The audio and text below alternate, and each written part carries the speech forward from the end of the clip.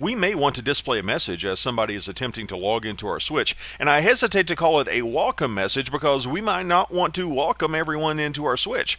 If you said, "Welcome to switch SW1," and some malicious user attempted to gain access, unauthorized access to the switch, they might be able in court to say, "Well, the switch said welcome. I was welcomed into the switch." Let's be careful with the words we choose for our message. Maybe something like authorized access only. Violators will be prosecuted to the full extent of the law, or something along those lines. Let me demonstrate for you what is called a login banner. In global configuration mode, I'm going to say banner.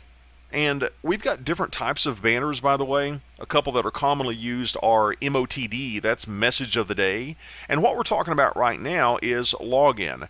These act similarly. You may not have the MOTD banner show up if you're using a specific method of connecting. If you're connecting via Secure Shell version 1, for example, the MOTD banner may not show up, but the login banner may show up. You might want to do a little bit of trial and error to determine in your environment, is the banner you've configured showing up using your connection method via Telnet or Secure Shell version 1, Secure Shell version 2, or the console. For the CCNA exam, however, I primarily want you focused on the login banner. I'm going to say banner login, and we give a delimiter to say where the message starts and where the message stops.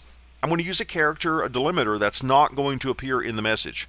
For example, I'll use a $sign. I'm not going to use a $sign in my banner message, so that will be my delimiter. In other words, I give it here, and when I'm done, I'll enter the $sign again, and Cisco iOS will know that I'm done. Let's enter our message. Let's say authorized access only, exclamation point. And to say that I'm done, I'm going to give the $sign character again. And now, let's see what it looks like when we try to connect. I'm going to connect via Secure Shell. Let's fire up our PuTTY session. We'll say open.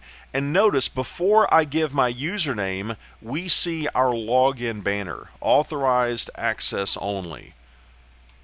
So I'm being warned that if I'm not authorized to log into this device, then I shouldn't be logging into this device. You may want to consult the legal department in your company to come up with appropriate wording that you would want to give to discourage unauthorized users from connecting to your equipment. But that's how we set up a login banner on a Cisco Catalyst switch.